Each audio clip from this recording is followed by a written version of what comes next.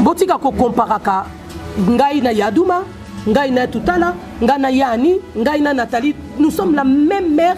Balababongo ya Jonathan. Maman moko papa moko. Sokongo tuna oyambi pengani na plateau, tuna likamba pengani. Famille ko tuna non so baza bien, on arrête là. Mais quand il y a polémique entre bandeko, il faut arrêter ça. Arrêtez quand il y a kandeko na ngai, leki na biso suka, maman moko papa na biso kotina sena mabele pour la polémique ya ba journaliste, c'est ça qui est passé. Bazoka bola banana ye. Alors il faut arrêter ça. Maman na biso tikali, on a besoin de notre maman. Azo kolo ko ça 70 ans. Makambo fo tikango s'il te plaît, au moment na ke ozana tu ozangelo rote ba mituka bandaku ozanango. Nabia, elo ni suna olela. Kokina na salaki erreur na vie nanga.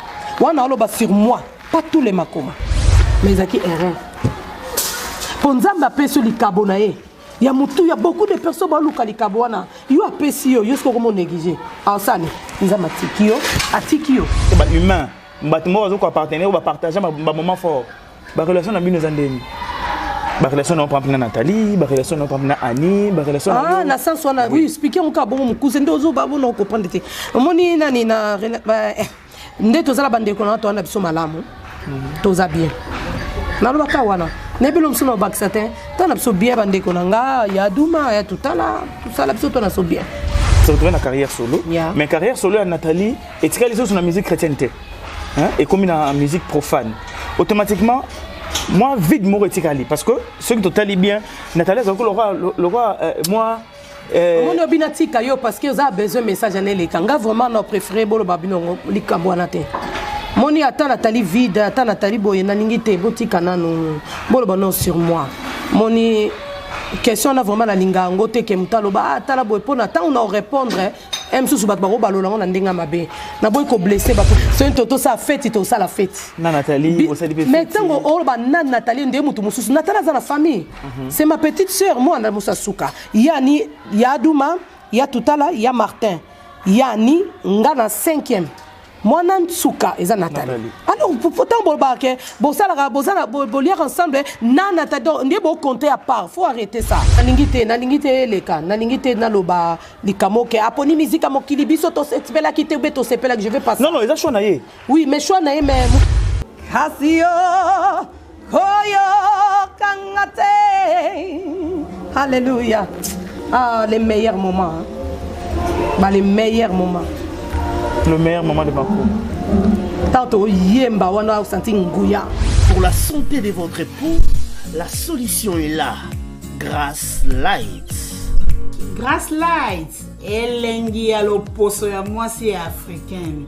Grass Light, ezali produit ezana sans hydroquinone, soko olingi ozala kitoko lokola ngai sans tache. Yaka na Grass Light. Grass Light, esalami na fruits, esalami na plante, esalami na losope, esalami na bambou.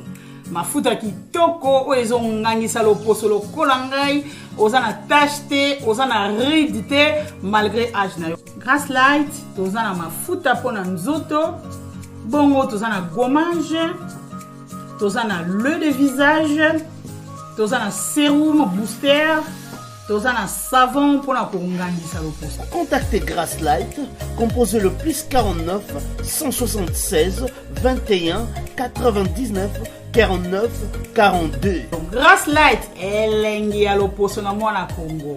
La maison Stelman vous propose des prestations de qualité pour vos gâteaux de mariage, anniversaire ou autres événements. La maison Stelmag vous propose aussi des gâteaux personnalisés pour vos anniversaires ou autres. Contactez-nous au 06 63 30 36 83 ou encore au 07 81 83 15 74. Vous pouvez aussi nous contacter sur la page Facebook Hostelmac.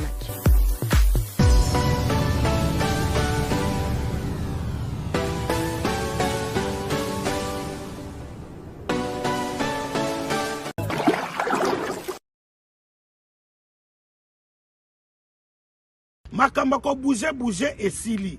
Kaka na portable na yo, oza na Google Play Store, oza na Apple Store. Allez, o sala nini? O télécharger na kata portable na yo, o télécharger application mobile. Il y a Tap Sound. Donc TAP-SEND.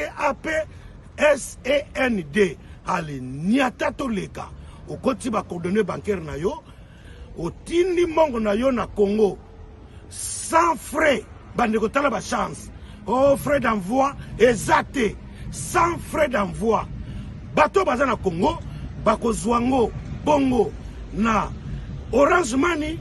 To. Bakoki ko zwango. Na Airtel Money. Bazuyango malamoko na Congo. Saminando. Talanzamene nga salam. Pour vous offrir bien plus qu'un flat hôtel et faire connaître la nouvelle expérience, Oredezo Commercial Kinshasa à travers l'Afrique centrale écrit une nouvelle page de notre histoire. Un service de rénovation sans équivalent, conjuguant dans une même dynamique plusieurs offres d'exception. Flat hôtel avec de chambres de luxe, supérieures et exclusives, répondant aux normes internationales, Oredezo est un palace iconique. Restaurant au menu exceptionnel, mini-salle de conférence qui dévance les attentes d'une clientèle toujours exigeante, boutique d'habillement au tempo et à la mode. Oredezo Commercial Kinshasa vous garantit le meilleur tarif pour vos frais et transferts d'argent avec une agence sur mesure et professionnelle. Aussi pour vos frais maritimes Paris-Kinshasa, Oredezo, c'est aussi le commerce général. Vous voulez savourer l'ambiance de la capitale Kinshasa? Pas de panique. Oredezo met à votre disposition un transport permanent de l'aéroport de Njili jusqu'à votre destination par réservation. Oredezo, c'est aussi l'assistance voyage touristique et d'affaires. Oredezo est à Kinshasa sur l'avenue d'Ibaya Awitz, quartier Matongé, dans la commune de Kalamou, derrière la maison de la Bible. Pour tout contact à Kinshasa, plus 243 99 83 253 26 81 97 38 612. En Angola, plus 244 92 34 14 471. À Paris, plus 33 75 128 21 63. Oredezo Commercial Kinshasa, toujours avec une longueur d'avance. Mesdames, mesdemoiselles et messieurs, bonjour, bienvenue chez Congo Mokili Télévision, spécialement dans Histoire culturelle. Aujourd'hui, je reçois pour vous Pengani Makoma. En séjour à Kinshasa, t'habites Pengani Makoma. Ayo Salanini, Pengani Makoma, Nini Memiye. On va les découvrir ensemble avec vous. Pengani, bonjour. Bonjour, shalom, shalom. Waouh. Après combien de temps? Ouf. Depuis 2010, 2011. Ouais, je crois. Calais, 20 ans, je crois. Ok. Le lot, Pengani s'est décidé à se présenter une fois de plus dans le public qui est à Kinshasa. Voilà. Motivation à Pengani au foot habillé au Kinshasa. En tout cas, d'abord, ils ont mboka nangai, mboka bakoko nangai. Na sepela kina ya ko sala promotion awaya maxi single nanga pe ko sala ba clip ya banzemo misusu deuxième chanson awa pona ko sepelisa ba nzambe et puis ko telemisa bango ko lakisa bango monene ya nzambe wasani na kati nanga. Donc maxi single nanga eza témoignage ona yeli bino boye nanga na mboka Congo, mboka bakoko na biso. Avec Maxi Single et Pengani, peut-on dire que Pengani est na kati ya makoma to en dehors? Non, Pengani est toujours na kati ya makoma ou ezali solo carrière solo pardon pour nako benga carrière solo mais eza mingi témoignage oyo ngai na ye ko lakisa bana Congo bande konanga ko talisa bango onzama sana katanga mais je suis toujours na famille groupe makoma po famille makoma ngona po comme ça peka groupe makoma voilà je suis toujours na famille. OK, mais est-ce que au na single single na yoana osalango yomoko? Oui, nasalango ngamoko pour la première fois. Qu'est-ce qui t'a motivé au salango yomoko? Pourquoi il y avait une capacité le membre du groupe va accompagner Oui, c'est la famille.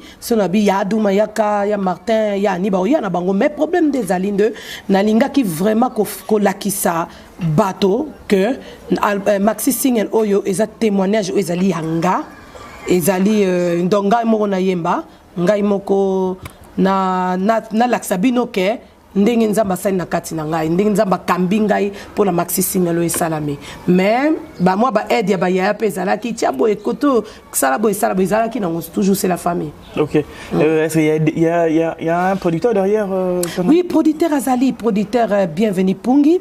Na sina clip nanga tango ezole kabakomi Pungi Sound, Pungi and Sounds. Donc yende mutu producteur nanga. Donc Seigneur apesa nga ba producteur baza soute mais apesa nga producteur. Ouais, ko soutenir nga na musala na témoignage nanga pour passer. OK. Qu'est-ce qui s'est passé parce que on apprend Pengani était malade, Pengani boé. Pengani on a Kondaki boé non, je n'avais plus de cheveux. Je n'avais plus de cheveux. Amen. Et tout. Amen. Qu'est-ce qui s'est passé? Tu avais quoi En tout cas, on dévoilé comment malade parce quoi, que le cancer? Non, je vais pas dévoiler.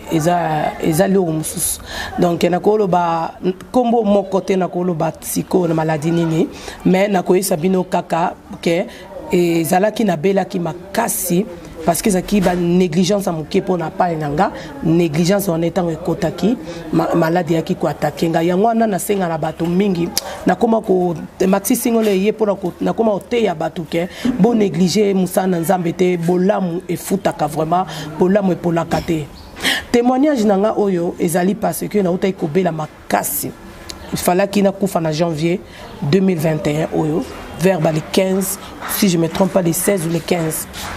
Ezalaki selon science ya ba docteur ba o bazo landanga batonyoso et bezalaki que il fallait qu'il na la cabana tant on a bela qui na peta ki ba poids mingi cheveux tout ça là ezalaki fallait na la cabana ba esenga ba banda ko côté ya bana mukie ko ebisa bango ndenge que ceux qui nazate bozala bien tout ça là pour bana bazala déjà au préparer moral na préparer moral voilà sikoyo yangwana et salaki tango etakaki nga maladie wana ba no sakinga na ba minganga que maladie boye mais mutabika na ngote docteur abi muto akobika nango c'est que ça miracle moko po ba croire ka mingi na science na si bozo comprendre nga science bango science eza wa nzambe na bango mais sikoyo nzamba confondre ba ebele a confondre ba docteur donc yangwana na lalaki libumu na se tolo na se e futaka bande konangai ko fukama e futaka tolo na se pe futaka na lala tolo na se na tala na lela na bi pourquoi na continuer ka kolela. Pourquoi nazo kanisaka na solar na bana mais ezala nzambe o alimbisaka na baneno liboso na repentance on ko singa pardon pour le moment ça moins fort na français pour na Cameroun na Abidjan bande kolanga kuna babina na lo ba français mingi pour ba yo karalingala te allez baby si na bi pourquoi na koki ko continuer ko la karabana ezala nzambe o azali aleki docteur na ba docteur azamunganga na ba munganga pona ni na lela te tina ko lela na ko kota mabondeli na mobali nanga ko benga basali na nzambe na komi ko benga moni mutu so akomi na a moment na neta komi na suka mo luka basali na nzambe ata ozalo mosali na nzambe to alobaka bondela pona nga pona ni na komo luka lisungi partout ke nzamba okema aokamawa tina ki ko senga pardon pa na nzambe d'abord liboso ko senga bolimbisi na mabenyo surtout oyo salaki pour nzamba permettre ko fongola porte ya délivrance et pa na yo repentance c'est ça na bandi kolela no epai na nzambe tolo na se mabolongo na se na bandi ko babenga ngonini lingala okata ko talisa nzambe ba bien fait ba bien fait ko talisa nzambe tala na kombo la église da bandeko ba kombo la église bolemba te et ko futa bino un jour mokolo ko zana passe nzamba royoka kanisela ye lobela ye babi Jésus Masia lobi Bo rappelez-moi mémoire donc bo rappelez ngai bo yebisa ngai makambo oyo bo salaki o bo monaki ke ezaki pona bolamu na nzambe ndeko na ngala bandai ko lela pa na Seigneur loko liboso na sengai pardon ya mibale na talisa ki nzambe bandenge na bandai ko yembele mokili mobimba nzambe ba jeune ebele ba yelelo na église bakomi ko sambela bakomi ko bondela bakomi ko yembela yo nzambe otindaki biso pona ba jeune ba telema Seigneur ko kanisela ngata ne loko moko na sala o ngala sala ke pa na yo bande ko tangwana nazolela nazola na se ezaki jour moko te esala ba mbula na leli kolena na kolele pa na nzambe ko talisa nzambe ezala jour moko ba ko pesa nga ba o ba mingango bazolanda ngai nayebi ke chaîne na ezali suivi ba mingango ba olanda ngai ba oyeba ke ezala kisi moko ba pesaka so meli yango ko lala banda tongo la mukilobi ah nzamba malamu kisi wana banda opesa nga so na meli na bando lenga tete na bando lenga nzoto momba kolenga bouf na lale tant na olala na mukilobi parce que pour la zana société ce qui lelo liwe ye ngongo na koki ezwanga na pongi monde ba docteur ba salenga et ce gars liwa ye ezwanga mba moka kana pongi na yebate qui sango zaki pona wana moi je savais pas ce na meli ngo na ona mukalobi ah tabi okisi nini so na meli ona zo na lengi en état na olala tilobi mona ata mutobi pengani na cheka kabongo bande kolanga na uti musika wana tango nazo simba boye ezokwea na simbi boye ekwe na simbi boye ekwe nabi nzambe kino tango nini okoka kolea na ngai kanisa ngata na Abidjan bato babikaki 3000 20 000 personnes na stade 80 000 personnes na Abidjan bakota na stade nzambe atala bato mibale soki babikaki nzambe kanisa nga pengani wana sikola bandi koyemba banzembo biso toyembaki makome yembaki na bandiko yemba nazo rappeler nzambe kaniselanga eza na jour mo na vandi na lobi na mobile nanga na omela su kisite bakisi zo salanga susu endie zo salanga susu malade na boaka bakisi nyos na zaki na carton bakisi na boaka nyos na bisoki na kufa eza mokano ya nzambe mais mokano ba docteur te bande konanga banda wana nde na koma kisikoyo kokoma nzoto koma neti moi bien na koma zo makasi et puis na bandoto nzamba lakisa na bandoto ke akoti likambo na yo ezate kako vandi ozolela omona ta signe moko te ndeko na nzamba alobaka na bandoto alobaka nzambe na biso alobaka na yoka vraiment mongongo elobi pezake na koti likambo na yoki koleya na yo mais zongela bolingo na yo ozalaki nango ya kala bolingo kala ça veut dire quoi ndenge na bande ko yembela ye ndenge na zali na komikitisa ndenge na zongela ndenge na zalaki yango wana na uti ko kene pa munganga avant bande ba date na bango wana basali makambo nyonso elo morozate allez simanango par pasteur de la foi prophète Makasi mangala na États-Unis l'église ya bima bato ebele babondela epona nga bando bangaka ko kwisa kondima na yote nde nazoyebisa bino lelo oyo maladi moko ezate na leli epai na kolo na lobi eloko nini nakopesa yo bandako bamituka okenango wapi osala ngo nini pour riche ya ba riche jamais ko calculer ye c'est toi Jésus-Christ de Nazareth et là on opesa yo kaka na yembela yo na zongela ko yembela yo pesanga ba inspiration nazate nazo luka nzembo nazo composer non inspiration te pa ina yo yango na banda ko yoka na matoi nanga Jérusalem voilà. Mais qu'est-ce qui s'est passé pour dans le mingi non on a éclairci pas tout bien quand même oui jusque là okay. Qu'est-ce qui s'est passé pour que Pengani a se retrouvé dans Bakawana? Est-ce que Zalaki moi négligence spirituelle?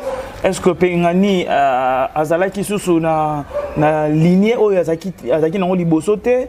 Est-ce que Pengani atikaki kokosai lanzambe? Il s'est passé quoi? Ni yango ça que comment niveau en tout cas le selenga na niveau na mona ki kenzambe bandala bandiko sambela ye bandala bandiko kumisa ye bandala bandiko babo mwana na ngai nzamba pesi biso nyonso apesi biso po nzamba za riche nzamba pauvreté soko salela ye akokokisa posa motema na po ozanga te po envier moninga te akopesa po envier moninga te ayebi adok abongisaka terrain nyonso loba ke yo mozala pressé na uti bangomba na sali boye non moninga nga sombi ba voiture nga pe fona na somba o dévier nzela oyo nzamba tindaki olanda dévier ngo donc nzela mosusu donc pour dire que Pengani pas dévier non nga ezalaki nini tango na moni banda bo mwana nanga totamboli mokili motala bi mokili mobimba ya na mboka mote tokenda te toke partout wana na mona ki ken o na zui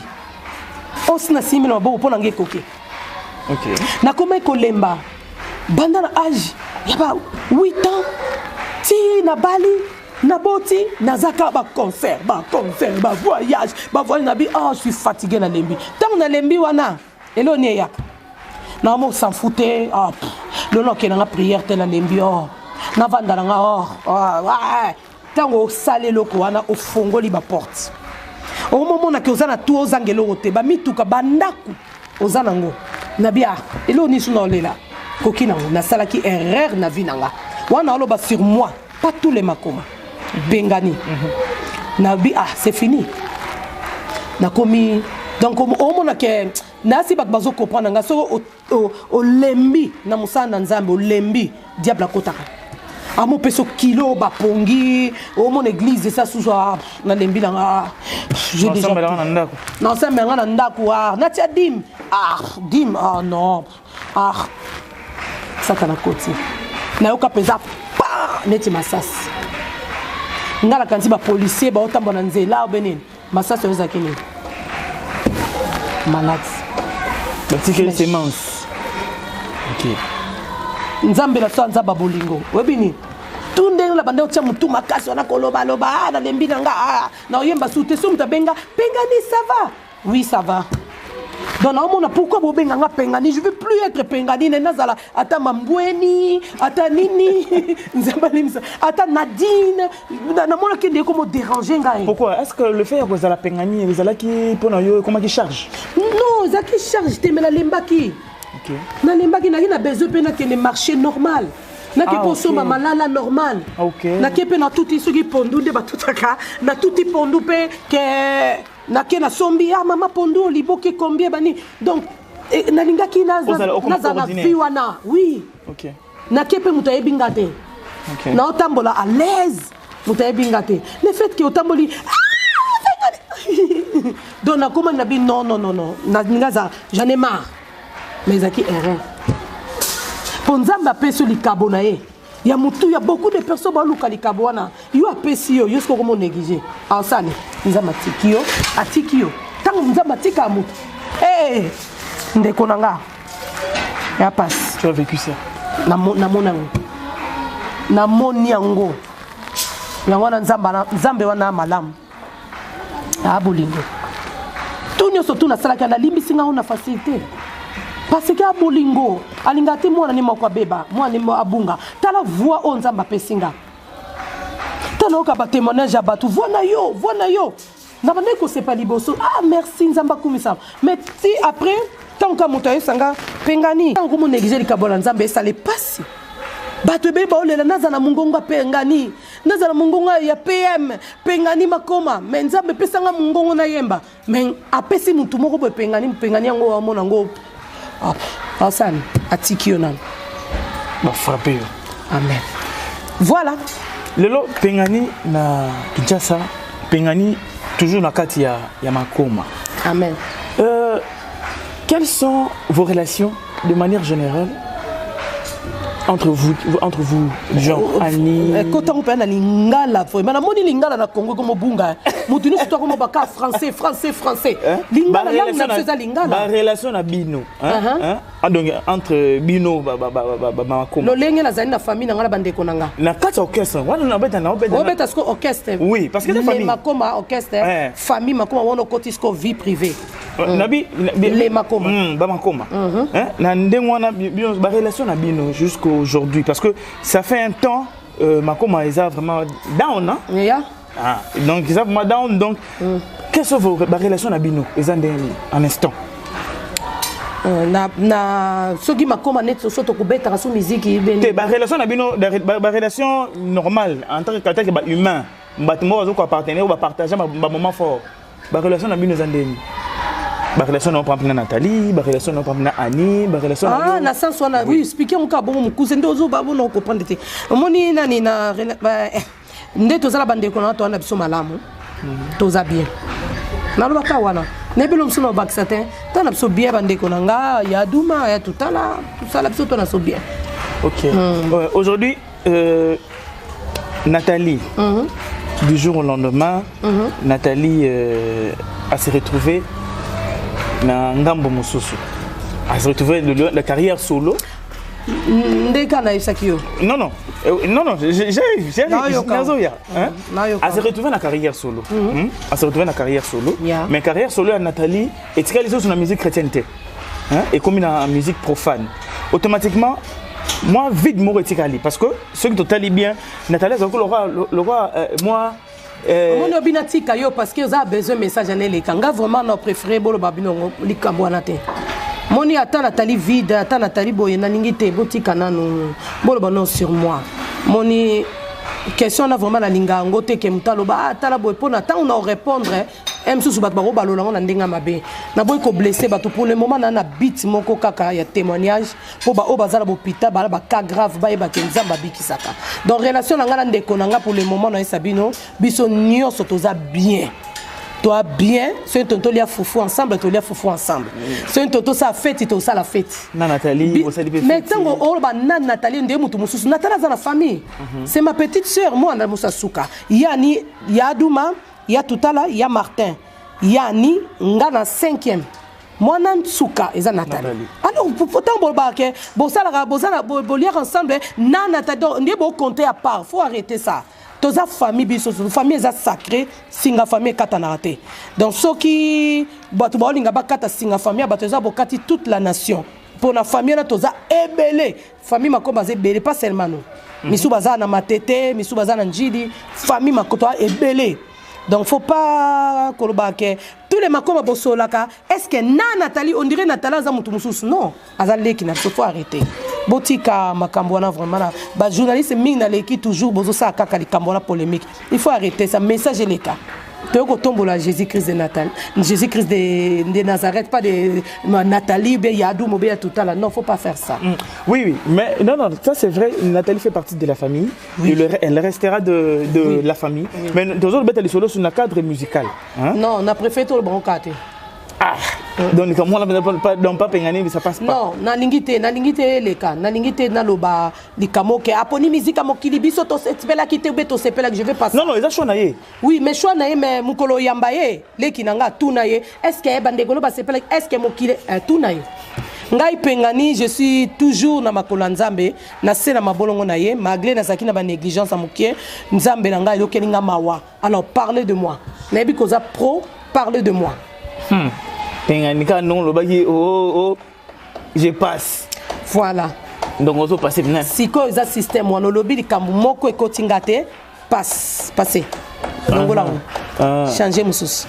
Mais aujourd'hui Pengani na kata secteur na Kinshasa awa. Pengani est là pour combien de temps? Ah naza pour le 25 août. De manière générale parce que Makoma il y a qui na lumière hein? Oui oui. Il y a qui na lumière, Makoma il y a qui na orientation mususu dans le sens où Makoma est prouvé dans la République démocratique du Congo et dans le monde entier que le chrétien peut être autre chose que toutes les personnes qui sont pour rien peut-être. Peut-être au fait tu définis ça qui les faire aux chrétiens, tu comme ça qui ont le rôle à moi monument ko changer une révolution, révolution Est-ce qu'aujourd'hui Pengani en soi, tout ce qui s'est passé, tout ce qu'il y a eu dans le passé, est-ce que vous trouvez que vous avez apporté quelque chose jusqu'à aujourd'hui? Et belé. To memi makambo belé oyoke, et ça la biso na fierté na sengo. C'est total tobi ça c'est Makoma et c'est les sengo oui ça quoi tato boko libana na yo bana no mona yo ningi bano batanga bazala bien bazala caractère bien bazala ben polité parce que tant mona bana no pe ba okola na lolenge oyo papa olinga ki bazala o sepela makasi siko na moni ke makamingi changer mutazo na église azo ya na lolenge azali mais il y a respect il y a bien azo banga sute ayebi ke nzambe nanga ata na ye lelo ata na sapatu moko nzambo apambolaka apambolaki roi Salomon apambolanga pe donc eloko na tolinga ki mingi ezala na ba jeune mingi ba ya bongo po na tangu wana oh là là ba eso continue église au mona ka mikolo surtout biso na Europe na ba mine Europe une église ezalaki ba koka ba 80 ans 70 ans boyebi pourquoi bango mo balobango ah nako mukolo na sali déjà vie na kenesko ko bata mananzambe poso na kufina ke paradis wana batu bakoko nde bandai koloba mindele quoi siko biso siko tondo mona ke pourquoi église iso kei bakoko ka moi to lembi to cha poani prophétie tango eko kita et lobi ke non mama bana na nzamba ako utiliser bango po ba benda ba jeune tango nzamba lobi bongo lelo to mona ngo ekokisa mpo prophétie so ekiti na se il faut mona mbuma nango ezate ke kiti bomoni mbuma nango te ça c'est faux donc babaki me boko nyo kwama monde ba isa mama na biso babi bando bako nyo kwama mais po balinga bango eza facilité bako ko comprendre bango après que bayaki na eloko mo pona ko changer makambo belé mais c'était tout plan ya nzambe pour ba jeune so ipse ke l'église teno ke église na comme na 80 ans mais susuri lelo liwe yelié akenda te azwa baptême te aza fidèle na église na yete suka ne zande après la mort est-ce que bokanisango ezani pengani lelo na kati pengani lelo na kati ya christianisme ozokoba ozokoba amen ozokoba ozokoba na kati wana pengani tanga bible non ina tanga bible mais mingi ba pison bon pengani tanga bible mais qu'est-ce que les gens vous disaient par exemple que tant bazomona makoma na ba piercing belé et tout ça tatouage par-ci par-là or car la même bible là botanga hawana je crois dans Lévitique je crois même tatouage c'est interdit oh bien le ba continuer oui c'est interdit mais en fait est-ce que tatouage aux alaki avant il rebond la mutema parce que là on pourrait comprendre moi ou bien ezaki tatouage au salamaki pendant que vous étiez déjà dans le champ de l'Éternel. Bien en français. Bon, nanga lo baboye. Makoma, le makoma, tokola na poto. To banda to iba na mikie, eza pona vantar te pona lo monte mais pona na faire voir bato lo moko. Makoma tant to aba na mikie, tokoli na poto. Na poto eza ne kambeli mususu. Eza na ba loi mususu, eza na façon mususu o ezalaki. Na tangu makoma ba okola tozana look na biso abana poto hiver il faut la ta pantalon ina hiver faut la ta jean faut la ta tricot sikoyo selo mutu na mutu azalaki na ndenge na ye o alingaka na mutu muso alingaka kolata mingi baputa même na hiver alata kaliputa même na été la kata liputa mengai pengani na roloba ele makoma tozaki na eloko so to lata eza normal ndenge to lata ki nakima koma ndenge to zalaki vrai bongo na ba école na biso eza la baninga na biso bataka jean misu bazala bona teinture misu bazala na piercing eza tout à fait normal na poto mutaza na piercing na ye mutaza na tatouage ezaki tout à fait normal ezaki rien à voir que likambona nde to salango to yebi ke eza mabe yango to salango non biso to ndo trouver ça normal. Okay.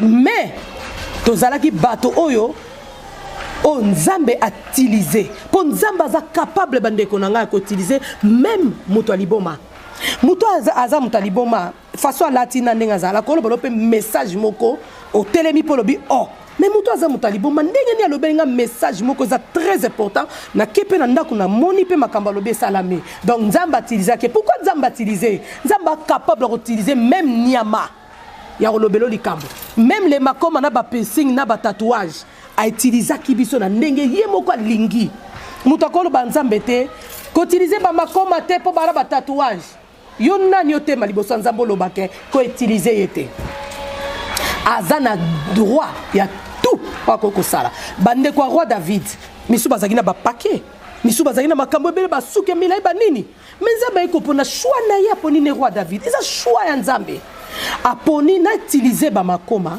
po bato baza lolenge lokola ba makoma ba ya epai nanga ba mona baninga na biso pengani azala basuki mikuse piercing banini menga pe na linga nazala bongo naza bongo pardon de quoi pengani mais l'église ba bengananga l'église balinganga te tika nazala lokola ba makoma ndoko bango ba koti l'église na kota na bango pe ndenge moko ndeko na ngai tango ndeko na koti boye bango eza na molimo mo santo o babenga Saint-Esprit o el solarana biso ami fidèle o atambolaka biso o atindaka bateya epa ya bateyi bateya po yo bongwana ye moko Saint-Esprit ana akoteya yo ndeko na nga omoni lolenge oyo ye soyez les bienvenus mais longola eloko otie longola pesing mukomso olala bobi maté ya pasteur até qui touché kinga yo moko ke na miroir.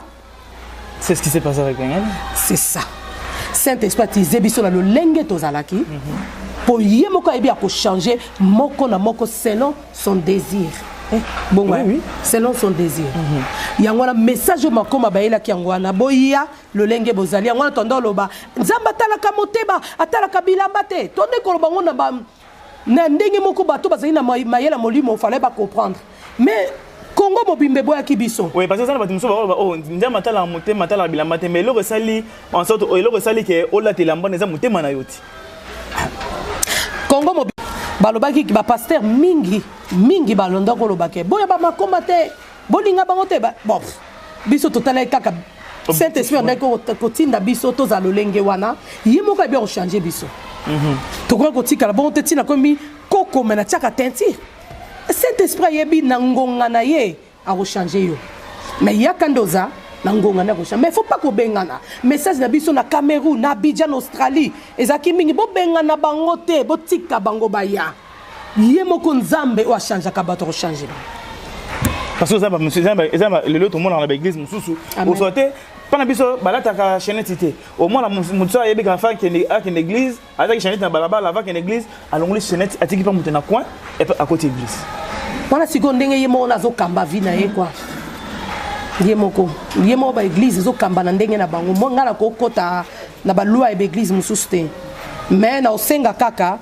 botika muto ya Saint-Esprit za musala mingi ya osala po anini aote ya kayo azo lendisa motema na yo azo balola motema na yo tanga azo balola motema no ozotika babiloko ozotika obanda ko sala ekobo tiki mukomsu mat pasteur a otelema pasteur Kiziamina pasteur de la foi apôtre Mani batelemi andeko ekobo iza mabe tika ekobo lelo soliwe ekuti yo na ekobo okokende wapi mutana so ando sala ekobo vandi osani akomo ningana ngab na sala ekobo ngab na sala ko o batei ngaite o pasteur nana souffler ye erozonga na ndako sani akomo kadile eloko banda osala komo kango soni siko soni yana po eloko ne kota na kati na komo kango soni nana salibo exact pasteur aza utilisé na Saint-Esprit koti pa na yo okomo lo banatika mibala batu natika basia batu natika ko bota esenge nanga na joie lopete na bala na honorer baboti nanga eza Saint-Esprit.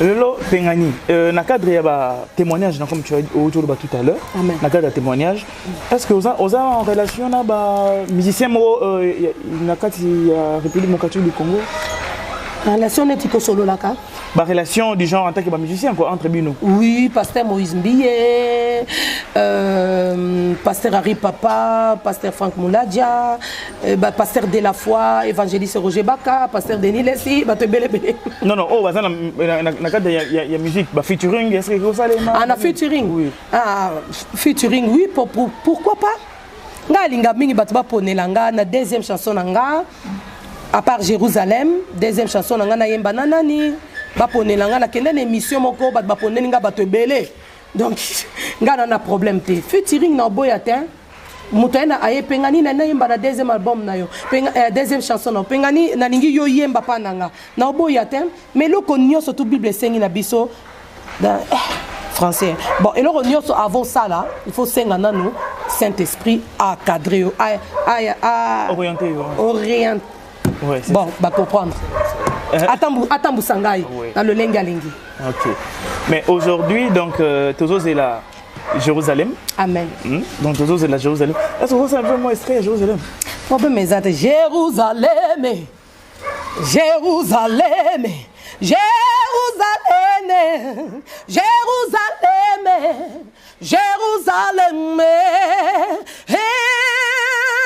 Mbokaya bakris moketonga mina wolo chocolate lamba kembo kunanzala ezala kate kole la pesalité tokomona roi David moko mina banze sengo tango nyoso nyoso nde bobele na Jérusalem Jérusalem Jérusalem oh, Jérusalem Jérusalem Moka yaba Christ dan dan dan dan dan Pengani Jérusalem Amen Jérusalem. Mboka yaba Christ inspiré par Seigneur Jésus-Christ de Nazareth. Okay, pas composé, hein. Composé c'est l'homme. Inspiration, ils appellent l'homme. Inspiration. Regardez ce qu'on a développé. C'est bien au développement. Mais en dehors, il y a. Bon, je sais que vous rappelez ma musique, souvent, tu as Pengani. Parce que Pengani, on a ma couleur na yo. Ah bon? On a ma couleur na yo. Donc, c'est difficile de confondre mon na Pengani. Ok. Ah, c'est vraiment difficile de confondre mon na Pengani. Donc, si on boit les gars, on va timbre, on va Pengani. Merci. Pour ma couleur, on a peut-être mis balette ou mis ça. Gloire à Dieu. Automatiquement, Pengani de ton côté. On va rappeler Baptiste et Monsieur Moussou. Oui, pourquoi pas? Oui, par exemple, la chanson que tu aimes, par exemple. Passer de Ningonde. Non, par exemple, quelle chanson? Quelle chanson? Toi, on a Pengani, on a Nzembo, il y a couleur. Ah, mais il y a Molinga. C'est là. Oui, Denga, Jonathan pour la parole. Rolongolanga na bohungu, ngana kokili susute, kondima kozonga, na bohumbu ya satana, oh Yesu konanga, hekimelo nanga, Yesu konanga, yobobate linanga, nini ekokabolangai, na bolingo na yo Yesu. Le deuxième couplet. C'est ça, bon yango. Ouais. On a ce qu'on couleur, on a ce qu'on sentit, ce qu'on couleur. Il y a Pengani. Ah. Il y a Kati, il y a des Ningonde. Ah, ok. Ok, ma couleur là. Non, je sais, mais Nalinga a changé mon kémé Simbité. Pour voir Nanga. Oh, Nzamba Kumisama, wa pesinga Mungongo Oyo. Tu sens que Pengani na Kati quoi. Mungongo Oyo, ce n'est pas donné à tout le monde. Il y a on a Kumisa Nzambe. Batumi balobelanga ngo mais ngamo personnellement na mona ngo normal. Na eba te Mungongo na ngo mutu ah mais tango na mutu aloba bon na tala asko munene na Nzambe. Lelo Pengani. La Kati ya carrière na yo. Hein, jusque là, na Kati ya carrière na yo. Quels sont les meilleurs moments? Oh, Lelo Pengani abosa na ngote. Le meilleur moment au passé, na début de la carrière jusqu'à aujourd'hui. Les meilleurs moments, Nandenge, ma place de Outa, Bongo. Donc, en fait, Marambo, bien. Au vivre la carrière. Et belé, sur la tania de Komati Dobi, Mamba bien, Nandenge Nzambe, Asali na Kati na Biso. Nzamba tambolisi biso mokili mobimba makammingi changé à travers Nabiso et puis nandenge Nzamba pesa kibiso nzela wana donc nakolo ba mayela molimo ba inspiration na ye ba meilleur moment pe nandenge batu oyo mboko oyo tokanaka te na vie Nzamba komisaki biso batu ebele babongwanaki bandimelaki bayambaki Jésus-Christ de Nazareth. Donc, le meilleur moment, donc, au Seigneur a payé sa kibiso, tout ça là. Tant que tout le monde partout, le meilleur moment, donc, au coup, Nzambe a kokisi o ya lobaki. Voilà, le plus grand regret dans la carrière, il y a Pengani jusqu'à aujourd'hui, les années. En tout cas, il y a évité regret. Oui, parce que tout n'était pas parfait. Oui, moi, na mokili na sabino loro nyoso tout kakate et kenda boy. Moko ko zape moi, kokoso ko za lape moi mokie. Le plus grand kokoso. La carrière. Grand kokoso. Non. Ezaki mi biloko mikie ka. Grand vraiment grand non. Non. Biloko mikie oboko ko résoudre ngopé. C'est ça. Donc il y a un grand regret dans la carrière. Il y a Pengani dans les Makoma. Non. Regret qu'on appelle tout ça qui moi break hein, de to paiement qui moi moukier regret wana ah il fallait pas.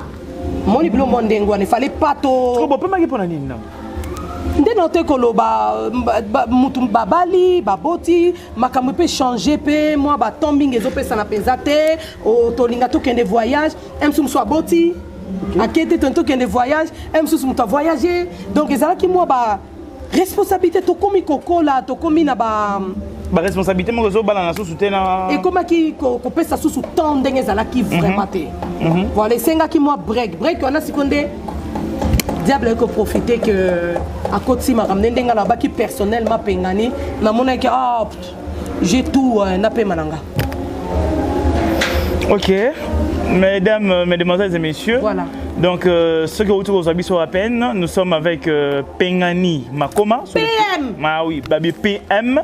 Alléluia. Pengani Makoma sur le plateau. Donc, à la ville de Kinshasa, pour un témoignage na single naye Jérusalem. Amen. Donc, bientôt pour Jérusalem. Donc, par là. Déjà la plateforme déjà disponible dans la plateforme. Ok, d'accord. Donc, nous disons, donc par là, j'en profite pour saluer toutes les personnes qui nous suivent, toutes les personnes qui sont fidèles à la Congo Mokili Télévision. Donc, spécialement, hein, je salue spécialement Edo Biebina. Hein, je vous salue. Et il y a Roger Likombe depuis Genève. Je te salue. Et je salue en tout cas toutes les personnes qui sont là à nous suivre.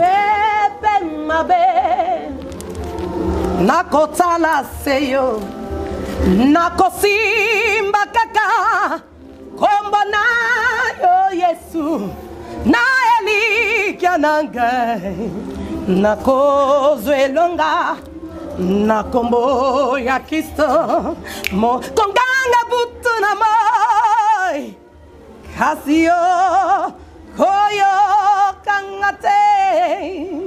Alléluia. Ah, les meilleurs moments. Bah, les meilleurs moments. Le meilleur moment de Makoma. Tantôt yemba wana senti nguya. Mais c'est pas fini hein. Obi que Makoma ndetozana. Bagé batu bakom na ba responsabilité mo ebele hein. Ba musu bakomi apôtre, Seigneur tombolier, musu bakomi prophète, marié, ba voyager ami donc tout ça là ce qui va manifestation. Ya munene zali tous les Makoma bakoya. Tanabi tous les Makoma. Exactement, est-ce que non, tout le Makoma Bakoya. Parce que moni, ceux qui famille ont la réunion, Taliban de Bazate. Donc quand je dis que tous les Makoma, la manifestation monene, anniversaire, anniversaire, il y a campagne, convention, oui, convention, délivrance miracle. Oui, anniversaire, moi na linga Makoma, tous les Makoma. Bakoya. La campagne, tout le Makoma. Campagne Bakoya. Ah bon? Oui, pourquoi la sûreté? Tant dans lobby réunion à famille, yoza quitté, tant dans tous les Makoma, tout le Makoma. Nagoma, Bukavu, bande relation Est, Bazaki n'a besoin de Makoma, ça fait longtemps. Bazaki n'a besoin de Makoma, tous les Makoma Bakoya. Donc dans la Pointe Noire, Bukavu, tout ça là, mais si quoi? Bah oh, bah mon anon Makoma te, tous les Makoma Bakoya. La fondation moko mutoza na fondation na lingi abenga tous les Makoma nyo surtout biso ne surtout ozali nous sommes là et PM azali pe bravo gloire à Jésus Christ. Oui, PM azali pe mais le mot de la fin. Mot de la fin. Na ebitenga ba mabanga na ebite. Bon nzamba kumisama. Merci mingi na leki na chaîne na bino nzamba pambola chaîne oyo ngala bakisa tant otuni ngala loba pour la bato en tout cas merci na bato nyonso surtout ba soutenir œuvre ya nzambe et puis pelo mona ngala loba boye na tous les journalistes nyonso botika kotiaka polémique na famille na bandeko omoni likambo na ngala loba ngo pourquoi na loba ngo pas place ni surtout na oleka na loba omoni. La famille c'est sacré hein. Liba les Koufaka, voisin déménage à Kei, mais famille reste toujours la famille. Botika ko comparaka ngai na Yadouma, ngai na Tutala, ngai na Yani, ngai na Nathalie, nous sommes la même mère. Balababongo ya Jonathan. Maman moko, papa moko. Sokongo tuna oyambi pengani na plateau, tuna likamba pengani. Famille ko tuna no so baza bien, on arrête là. Mais quand il y a polémique entre bandeko, faut arrêter ça. Leki nangai, ya nangai so bazo yemba. Nous resterons toujours la famille. Même maman nazo tanga soy, jamais ko ben kolobalika ba maman na yo na kati télévision, même papa na yo. Ma belle famille babimisango jamais l'écran. Bande konanga faut protéger toujours la famille. Ceux qui famille za ma belle, bango toute la nation bébé. Faut toujours que za nation ma kolona nzambe, arrêter kotiaka ndeko na ngai, leki na biso suka, maman moko papa na biso kotina sena mabele pour la polémique ya ba journaliste, c'est ça qui est passé. Bazoka bola bana na ye. Alors il faut arrêter ça. Maman na biso tikali, on a besoin de notre maman. Azo kolo ko ça 70 ans. Makambo faut tikango s'il te plaît, botuna sur musique. Pas que sa polémique entre ndeko na ndeko, maman na mwana, papa na mwana, ce n'est pas bien. Merci la batunyo surtout bazo soutenir nga. Merci mingi nzamba lola mona bino abate la bino. Je suis là pengani makoma zali. On surtout a besoin batu bayoba ki pengani makoma peut-être lolendo be azo banga bolongola ko banga bolongola ke makanisi ke naza orgueilleuse. Orgueilleuse, ce n'est pas ça. Yango okanisa na musika mais ce n'est pas ça. Donc boya, je suis là pour 2 mois. Après ça je pars. Maintenant Nathalie quoi pengani makoma manara Nathalie Longwa. Bango groupe makoma non ça on va ajouter pour la bec monter mané bongate bozinda non wana so mutalobi bongo wana lobi ne mutaza libre ya kolobani kambo bozinda leader Longwa atikala mino orchestre oluka wana na 4 émissions atikala mino orchestre c'est lobi que ce côté polémique on a kati.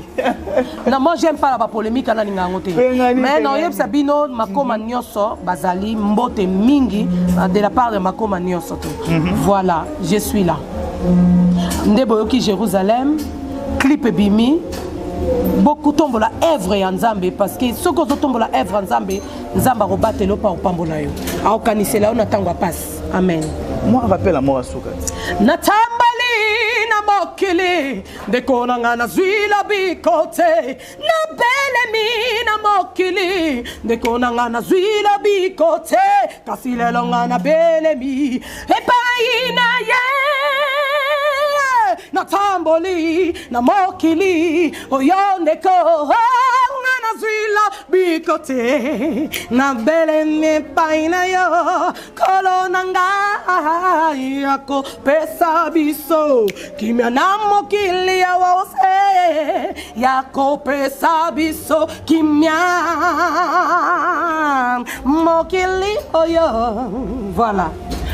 Alléluia. Mesdames, mesdemoiselles et messieurs, donc nous sommes en train de chuter. Merci, merci. Nous sommes en train de chuter. Nous sommes à la fin de notre émission. Nous étions avec Pengani Makoma PM. Amen. Babilelo PM Azana 4 Kinshasa. Promotion et single naé, pour consommer yango pour la gloire de l'Éternel. Témoignage naé par rapport à tout ce qu'elle a vécu. Donc nous disons un grand merci à l'équipe technique de Congo Mokili Télévision, spécialement à celui qui est derrière la caméra, Imak Makengo, Babilay du Tigre. Yemora Zawana, à Hollande la image, raison pour laquelle Tozali Bosso étant le week-end à Bino n'a pas parlé. Donc c'est grâce à lui. Et sans oublier Assim Essele, à Doyoué et ainsi que les autres. Et sans oublier aussi Caprice Loco de management. Mes salutations à toi. Anel Kabafosette, mes salutations spéciales à toi aussi. Et à toutes les personnes qui nous sont fidèles et toutes les personnes au Balandara, Congo Mokili. Nous vous disons merci et d'ici là, portez-vous bien. On se voit une prochaine fois. Shukrani. Plusieurs projets de développement sont à l'actif du député national élu de la ville de Bukavu, Didier Okito Lutundula, pour cette année 2020.